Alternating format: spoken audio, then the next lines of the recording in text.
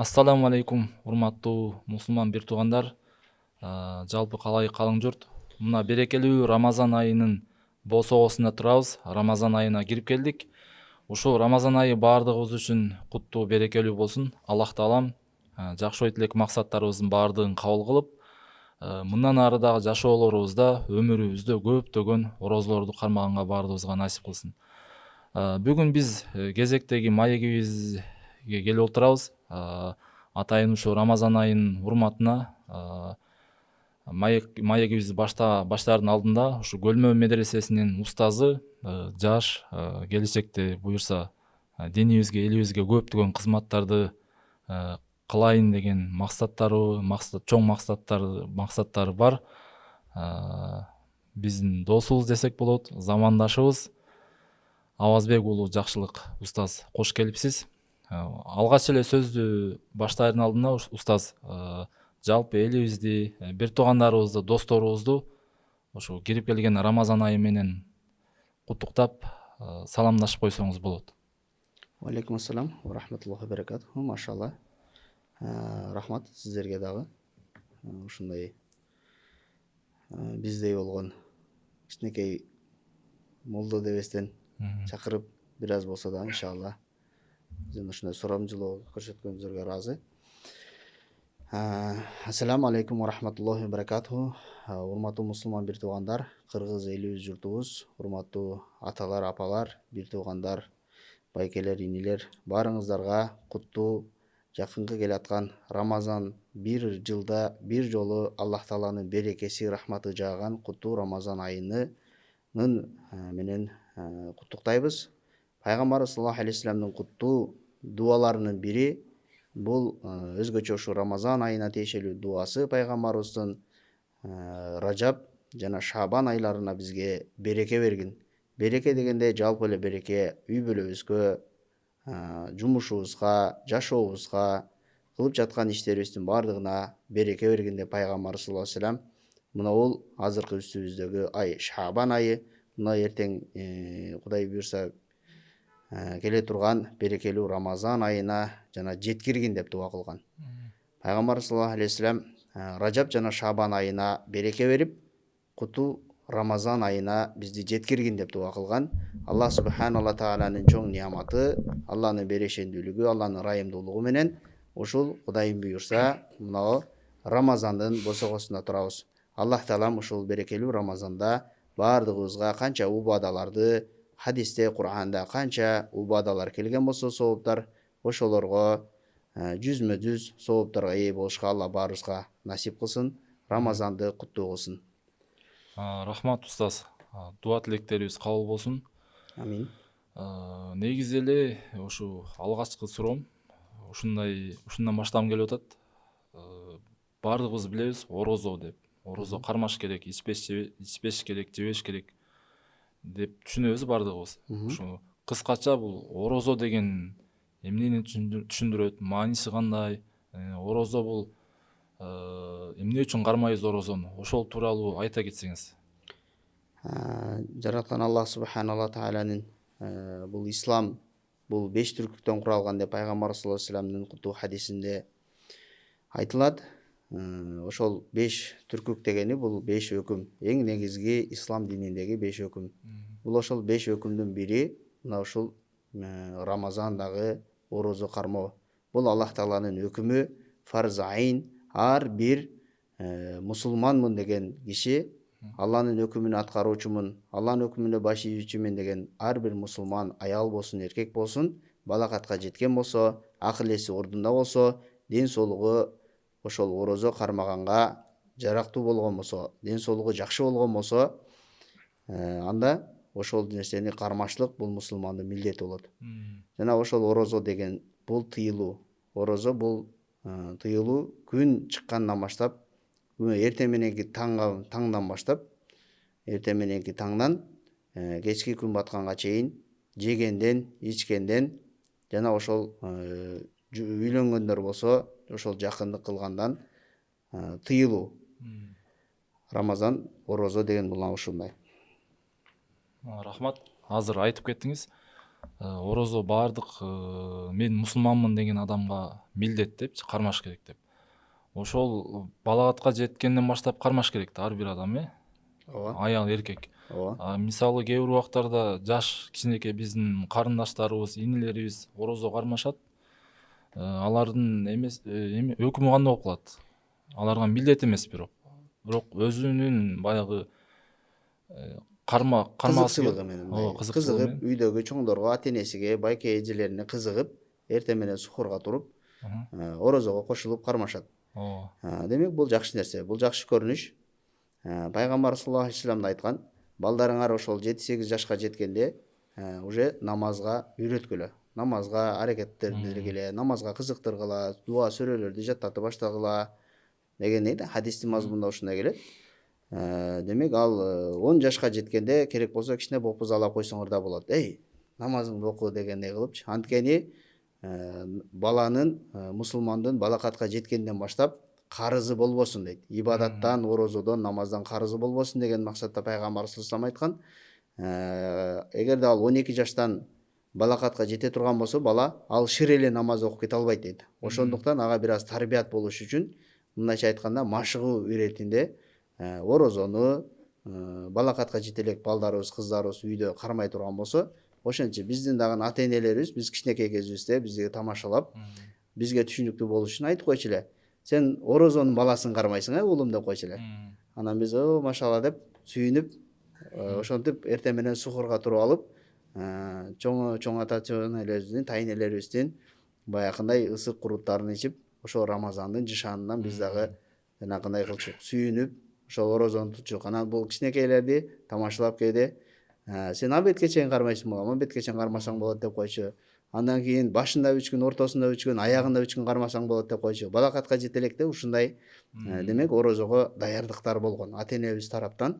Демек бул балакатка жете элек балдар ушундай нерселерге аралашышы бул жакшы нерсе да. Анткени баягы айтылат го сөз. Силер мечитте сапта туруп намаз окуп жатсаңар жамаат менен, артыңардан жаш балдардын үнү чыгып жаткан болсо, демек ошол мечиттин, ошол айылдын келечегинде динден үмүт бар дейт да. Ошол сыңары кичинекей балдарыбыз дагы, кичинекей балдарыбыз, кыздарыбыз балакатка жете элек бул орозо кармайм десе, бул жакшы нерсе да. Бул сүйүнүшүбүз керек тескерисинче, аны тыйбастан. Эми экинчи сурообуз устаз. Айтсаңыз, азыр орозону ар кандай деңгээлдеги адамдар кармашат. Мисалы, шаарда иштегендер, же болбосо айылда жашагандар, дыйканчылык кылгандар, же болбосо бир жогорку кызматта иштейби, же болбосо мугалимби, же офисте иштейби, же базарда иштейби. Ушул орозону ар тармактуу адамдар кармайт, ар тармактуу иштеген жерлерде. Ушулардын сооптору өзгөчө болобу, же болбосо кээ бир адамдар ооруп жүрүп кармагандар болот. Деги эле кайсыл тармакта иштеген адам болбосун, ооруйбу же ден соолуктуу адам болобу, орозо кармаган болсо, анын сообу, даражалары башка болобу же бирдей эле берилеби? Ушул тууралуу мындай кененирээк кылып айтып берсеңиз. Машалла, жакшы суроо болду. Бул албетте жараткан Аллах тараптан айылдагыга дагы, шаар тургундарына дагы, байга дагы, кедейге дагы бул жалпылай Аллах тараптан өкүм бирдей болот бардыгына. Жанагы жогоруда айтып кеткендей, орозонун шарты акыл эси жайында болгон болсо, балакатка жеткен болсо, мусулман болгон болсо, демек ошол ден соолугу чың болгон болсо, ошонун бардыгына, айыл тургунуна дагы, шаар тургунуна дагы бардыгыны дыйканчылык менен алектенеби, же болбосо мал чарба менен алектенеби, чабан болобу, же болбосо бир чоң иште иштейби, андай болсо дагы бардыгына өкүм бирдей болот. Кармай турган болсо, ал кандай десе, ага бир эле шарт, бардыгына айылда деле 24 саат болот, 1 суткада убакыт, шаарда деле 24 саат болот, 1 суткада убакыт. Муну менен айта турган нерсе, сааттары бардыгыныкы эле кармап аткан сааттары бирдей эле болот деген сөз да. Демек бул өкүмдөн кутулууда, парызды ада кылууда, парызды аткарууда булардын бардыгынын сообу бирдей эле болот. Ал эми өзгөчөлүктөрү болушу мүмкүн. Кандай өзгөчөлүк десе, үйдө жөн эле жатып алды. Эркек киши бирок үйүндө жөн эле жатып алды, анда жоопкерчиликтен качып. Кандай жоопкерчилик эле десе, ал бала багыш керек эле, бала чаканы камсыздандырыш керек эле. Тамак ашы менен, же болбосо ошондой шарттар менен камсыздандырыш керек эле. Ошондон шарттан качып үйдө жөн эле жатып алды, мен орозомун депчи. Демек аныкы өкүмдөн кутулат, фарызды аткарат, бирок анда сооп аз болот. Ал эми бирөө чабан болуп мал кайтарып жүрөт талаада, тоо ташта, күндүн ысыгына карабай же болбосо суугуна карабай. Бирок ал эмне деди, өзүнүн милдетини, мына ата энелик милдетин дагы аткарып жатат, үй бүлөнү багайын, үй бүлөм зарыгып калбасын деп.